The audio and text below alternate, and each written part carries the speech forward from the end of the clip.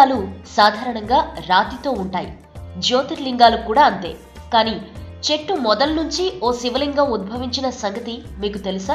అదెక్కడుందో ఎప్పుడైనా విన్నారా? అయితే తప్పనిసరిగా శ్రీముఖలింగం గురించి తెలుసుకోవాల్సిందే. శ్రీకాకుళం నుంచి 46 కిలోమీటర్ల దూరంలో ఉంది శ్రీముఖలింగం. ఇక్కడ చరిత్రలో ప్రసిద్ధి నొందిన ముఖలింగేశ్వర స్వామి, భీమేశ్వర స్వామి, సోమేశ్వర స్వామి ఆలయాలు ఉన్నాయి. చూడచక్కని శిల్ప సంపదతో ఆలయాలు కన్నుల పండువగా ఉంటాయి. ఇక్కడ లభించిన ఆధారాల ఆధారంగా ఈ గ్రామం ఒకప్పుడు ఉన్నత దశ అనుభవించింది. ఆయా కాలాల్లో ఇక్కడ బౌద్ధ, జైన, హిందూ మతాలు వర్ధిల్లాయని కూడా తేలింది. ఇక్కడ దొరికిన ఏ శాసనంలోనూ ఈ ఊరి పేరు ముఖలింగం అని పేర్కొనలేదు. నగరం కళింగ నగరం, కళింగదేశ నగరం, కళింగవాణి నగరం, నగరపువాడ, త్రికళింగ నగరం ఇలా ఎన్నో పేర్లతో ఉంది. శ్రీముఖలింగం పేర్లోనే చక్కని అర్థం ఉంది. పరమేశ్వరుడు లింగంలో కనిపించటాని దీని అర్థం. ఈ దేవాలయంలోని శివలింగాన్ని ఏ దిశ నుంచి చూసినా మనవైపే చూస్తున్నట్టు ఉంటుంది.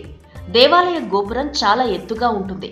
కాశీలో లింగం, గంగలో స్నానం, శ్రీశైలంలో శిబిరం, శ్రీముఖలింగంలో ముఖ దర్శనం చేసుకుంటే మోక్షం సిద్ధిస్తుందని భక్తుల నమ్మకం.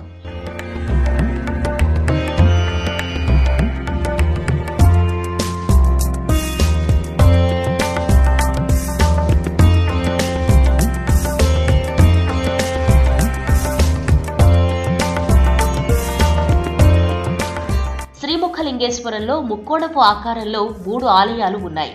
వాటిలో ప్రధాన ఆలయం మధుకేశ్వర ఆలయం. దీనికి అభిముఖంగా కొంత దూరంలో భీమేశ్వర ఆలయం ఉంది.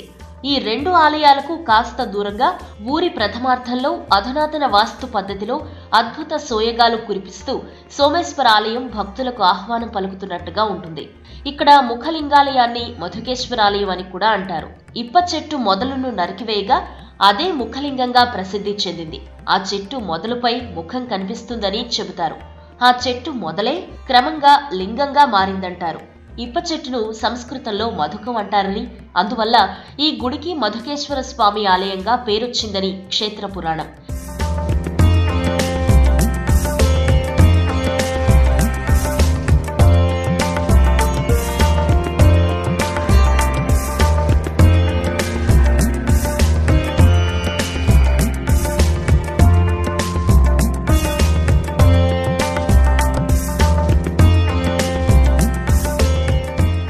ఈ ఆలయంలో గర్భాలయం కాక 8 వైపులా 8 లింగాలున్నాయి. ఇక్కడి అమ్మవారు వరాహీదేవి. సప్తమాతృకలలో ఆమె ఒకరు. మిగిలిన వారు బ్రాహ్మి, మహేశ్వరి, కౌమారి, వైష్ణవి, ఇంద్రాణి. వీరు పార్వతీదేవి అవతారాలు. ఇక్కడి శిల్పాలలో వరాహ అవతారం, వామన అవతారం, సూర్య విగ్రహం ఉండడం విశేషం. మహాశివరాత్రికి ఇక్కడ గొప్ప ఉత్సవం జరుగుతుంది. మహాశివరాత్రి 3 రోజుల జాతర 4వ రోజు చక్రతీర్థ స్నానంతో ముగుస్తుంది. ఇక్కడ అనేక శాసనాలు కూడా దొరికాయి. వాటిని బట్టి ముఖలింగాలయాన్ని క్రీస్తు శకం 10వ శతాబ్దంలో 2వ కామర్నవుడన్న రాజు కట్టించాడని, అతని కుమారుడు అనియంక భీమ వజ్రహస్తుడు భీమేశ్వరాలయాన్ని కట్టించాడని తెలుస్తోంది. వీరిద్దరూ కళింగ రాజులు.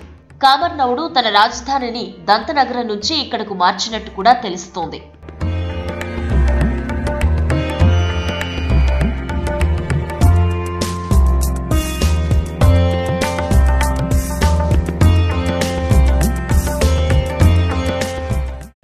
మీకు నచ్చినట్టయితే లైక్ చేయండి, షేర్ చేయండి. మరిన్ని ఇంట్రెస్టింగ్ వీడియోస్ చూడడానికి మా ఛానల్ కు తప్పక సబ్స్క్రైబ్ అవ్వండి.